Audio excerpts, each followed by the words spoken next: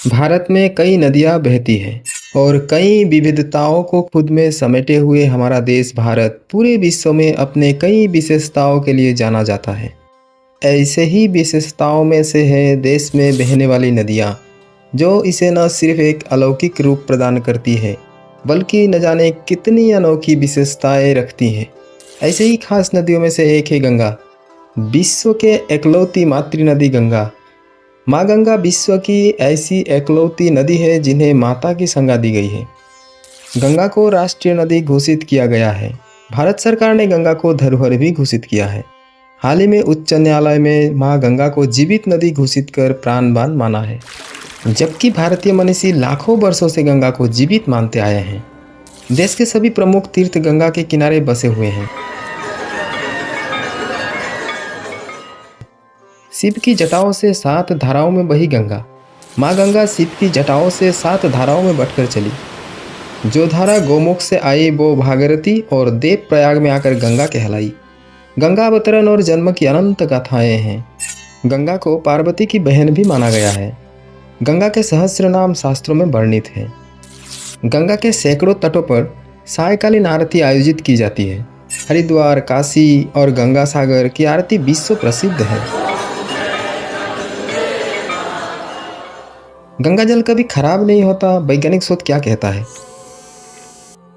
गंगा अपनी उद्गम स्थान गंगोत्री से निकलकर हिमालय होते हुए हरिद्वार, अलकानंदा में मिल जाती है। गंगा की इस यात्रा में कुछ विशेष प्रकार की गंधक और जड़ी बूटियां गंगा जल में घुल जाती हैं, जिसके कारण गंगा जल में अन्य नदियों के जल की अपेक्षा अधिक शुद्धता और औषधीय गुण होते हैं। प्रत्येक नदी के पानी में नमक उनकी जैविक संरचना के अनुसार घुले होते हैं, जिनमें से कुछ जीवाणुओं को विकास की अनुमति देते हैं। वैज्ञानिक शोध के अनुसार गंगा के पानी में ऐसे बैक्टीरिया होते हैं जो गंगा के पानी में कीटाणुओं को पनपने नहीं देते, जिससे इसकी पानी दूषित नहीं होता। गंगा जल को पवित्र क्यों माना जाता है? शोध के अनुसार अन्य नदियों के तुलना में गंगा के रेत में तांबे, क्रोमियम और रेडियोधर्मी थोरियम के ट्रेस मात्रा अधिक होते हैं। ये तत्व गंगा जल में पत्थर की रगड़ाव से उत्पन्न कीटाणुओं को नष्ट कर सकते हैं। शोध में यह भी कहा गया है कि गंगा जल में कलिफा नामक उपयोगी जीवाणु पाया जाता है, जो हानिकारक कीटाणुओं को नष्ट कर जल को शुद्ध करता है। इसके साथ ही लखनऊ के राष्ट्रीय वनस्पति संस्थान ने अपने शोध में बताया है कि गंगा जल जहरीले इकालाई बैक्टीरिया को भी नष्ट कर सकता है। गंगा जल का ये चमत्कारी गुण इसकी तलहटी या सतह पर है।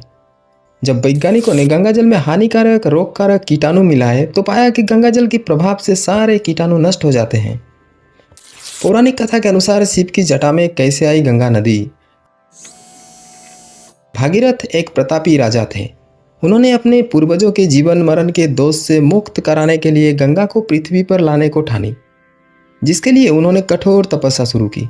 गंगा उनकी तपस्या से प्रसन्न हुई, लेकिन उन्होंने कहा कि यदि वो स्वर्ग से पृथ्वी पर गिरेंगी तो पृथ्वी उनका वेग सहन नहीं कर पाएगी और संपूर्ण पृथ्वी पाताल लोक में चली जाएगी। ये सुनकर भागीरथ सोच में पड़ गए।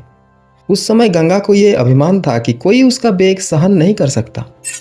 इसीलिए भागीरथ ने भगवान शिव की उपासना शुरू कर दी। उनकी प्रार्थना से शिव जी प्रसन्न हुए और भागीरथ से वर मांगने को कहा। भागीरथ ने अपनी इच्छा शिव जी के समक्ष रखी और जैसे ही गंगा स्वर्ग से उतरी, शिव जी ने उनका घमंड तोड़ने के लिए उन्होंने अपनी जटाओं में कैद कर लिया। उसके बाद अत्यंत आग्रह के बाद शिव जी ने गंगा को एक पोखर में छोड़ दिया, जहाँ से वो 7 धाराओं में बट गई। तभी से गंगा का एक हिस्सा शिव जी के जटाओं से निकलता है। यह नदी महत्वपूर्ण क्यों है? 2525 वर्ग किलोमीटर के क्षेत्र में फैली हुई नदी अनेकों जीवन अपने जल के माध्यम से जीवित रखने में कारीगर जीवनदायिनी के रूप में है। गंगा नदी प्राकृतिक, आर्थिक और आस्था तीनों नजरियों से महत्वपूर्ण है। अपने सहायक नदियों के साथ 10 लाख वर्ग किलोमीटर के विशाल क्षेत्र अपने जल से सिंचित करती है। सबसे खास बात यह है कि सबसे गहरी नदी का गौरवमान दर्जा गंगा नदी को ही प्राप्त है। गंगा नदी की उपासना माँ और देवी से अक्सर की जाती है। अमूमन धार्मिक स्थल, जुगासन, तप, यज्ञ, मंत्र जाप आदि गंगा नदी के किनारे किया जाता है।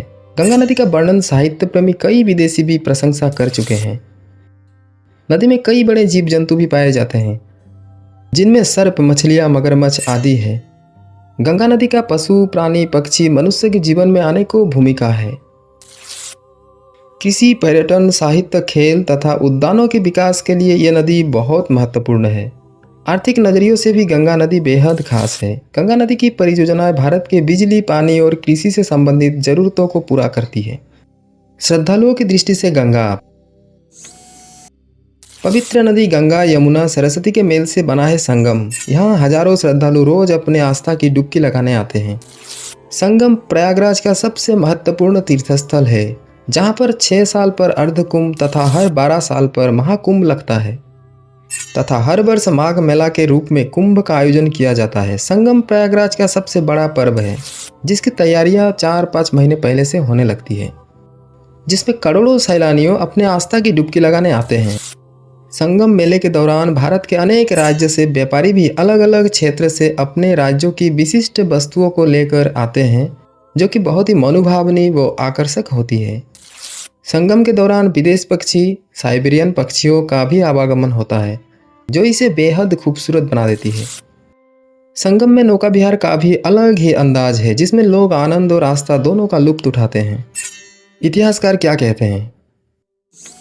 पीढ़ियाँ गुजर गई ये देखते देखते कि हमारे घरों में गंगा का पानी रखा हुआ है, किसी पूजा के लिए, चरणामृत में मिलाने के लिए, मृत्यु नज़दीक होने पर 2 बूंद मुंह में डालने के लिए, जिससे कि आत्मा सीधे स्वर्ग में जाए।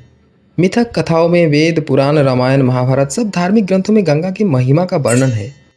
कई इतिहासकार बताते हैं कि सम्राट अकबर स्वयं तो गंगा जल का सेवन करते ही थे, मेहमानों को भी गंगा जल पिलाते थे। इतिहासकार लिखते हैं कि अंग्रेज जब कलकत्ता से वापस इंग्लैंड जाते थे तो पीने के लिए जहाज में गंगा का पानी ले जाते थे, क्योंकि वो सड़ता नहीं था। इसके विपरीत अंग्रेज जो पानी अपने देश से लाते थे वो रास्ते में ही सड़ जाता था। पवित्र गंगा नदी का पौराणिक, वास्तविक और ऐतिहासिक महत्व बहुत अधिक है और इसकी कहानी भी बहुत अनोखी है, जो इसे सबसे ज़्यादा पवित्र नदियों के श्रेणी में सबसे ऊपर रखती है।